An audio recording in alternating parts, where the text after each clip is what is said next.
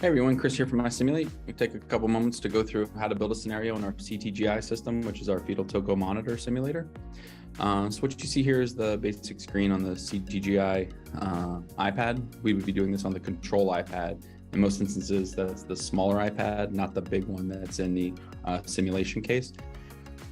So you see here, you have a couple modes. There's a couple ways to get to scenarios. You can hit scenarios, and that'll open up the scenarios that are within the system here. So we see the ones that are downloaded ahead of time when you download the software. You also have access to the online community. The online community has scenarios on it, which you can go through and download right into the app from that community website. Information about that's on our knowledge site. So you can start here, you can pick one of these scenarios. I'm not gonna go about building a scenario this way because I wanna show you a couple other options while we're at it. So we're just gonna kick back here. We're gonna go to facilitator mode. And this right here is another avenue to get to your scenarios, to either build one or tweak one. So here we have on the left, it's create a scenario, give a fresh blank slate, and that's the route I'm gonna go. Or you can load a scenario and then on the fly make the change. So we're gonna pick create a scenario, and we have our blank slate here. And when I'm building scenarios, I like to start up in the information field at the top, so where it says untitled scenario. And in front of you, I'm sure you have your objectives, you have what you wanna name this, if it's a test out scenario. So we're just gonna call this building a scenario. And this name could be anything. It could be a patient, simulated patient name, which you also have access to do here. So, yeah. You can put the age, gravida, para, gestation plus days, past medical history, attention, we'll go diabetes type 2, previous birth history, none. This pregnancy, you can put complications in here. You can put current situation if you wanted to. This is all information that gets tied to the scenario as a reference point. So if you know the current situation is patient was involved in a low-speed MVC, was driver, belt over belly, you could put that. You could put patient complaining of painless dark bleeding, whatever the situation is that caused it, the interaction or the necessity for this situation, you can put that in there. So we got our building list scenario there at the top. And now we're gonna go left to right. So what you'll notice up here is this is actually where you can place the maternal vital signs on that top bar. We're gonna come back to that in a second. But here we'll start with fetal heart rate. We'll go to our baseline.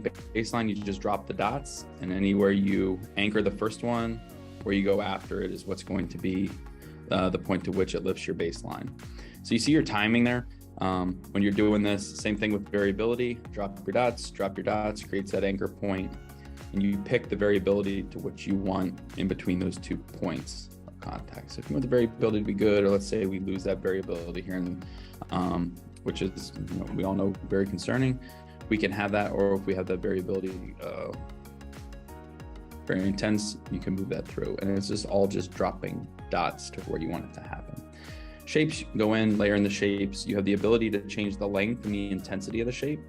So go through our shape, where we want it to time out. I can make it longer. I can increase the intensity, change the phases of the shape.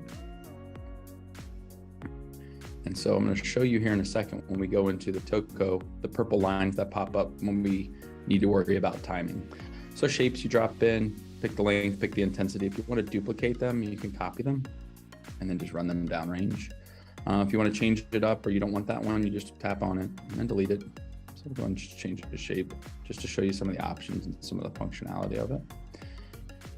And then contact. So contact is just that. So if we want to have intermittent loss of contact, I tap that, bring it up here. I can change the length, and now that would warrant the student to intervene, check their pad placement, maybe adjust. Maybe mom walked away to go to the bathroom, came back, thought they put it on correctly, they didn't. Now the end learner has to adapt and overcome to that. And then we'll go down here to toco. So we'll hit the baseline, same thing. It's the dot line. So you pick.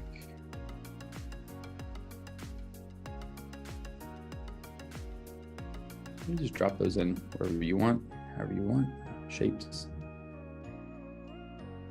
This is what I wanted to kind of show or highlight here. You notice here, You have the purple lines on your initial waveform up under fetal heart rate. So however you want to time that, you can time it, and it gives you the start and end margin with those purple lines.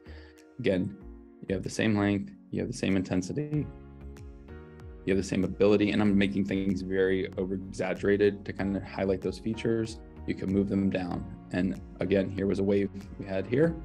There's our purple line, so we can time it out based on where the wave up top falls. And then same thing with loss of contact. Let's move that loss of contact. There we go. Now we'll talk about maternal values, so we can add mom's vital signs in. So up here, when the scenario, which is this orange bar here, gets to a point, anything after that maternal value will be those vital signs. So let's say we want to drop in mom tacking out, and I can either go plus, plus, plus, plus, plus. I can say we don't show it, change the pressure, change the respiratory rate, and then we just drop that in up here.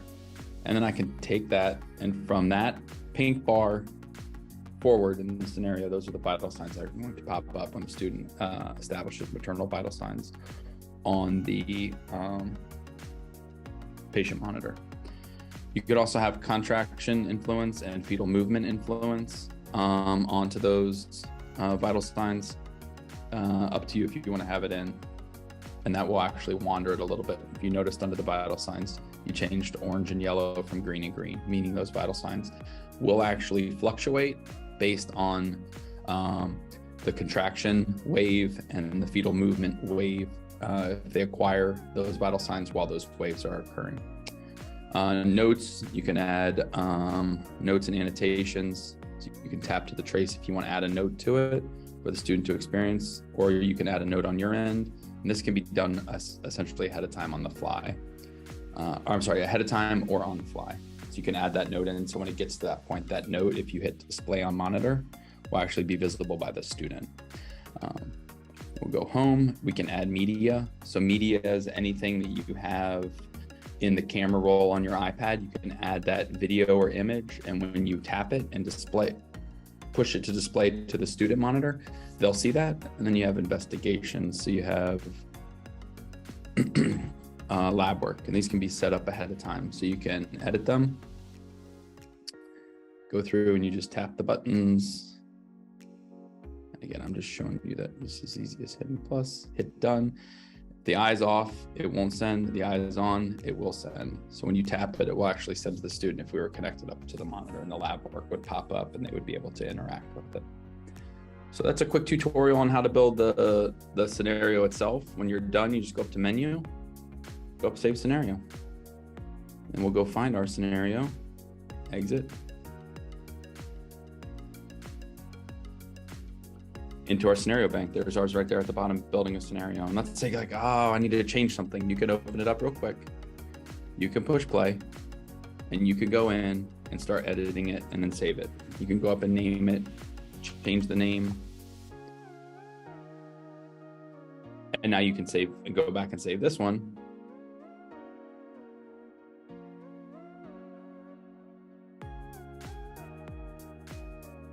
You can go grab it out of your scenario folder if you wanted to. And there's our second one right there. So I hope that helped. As always, if you have any questions, you can reach out to us at education@isimulate.com. You can also check us out on our YouTube channels, as well as our knowledge site, knowledge.isimulate.com. Those links are there at the end of the video. Hope you have a great day.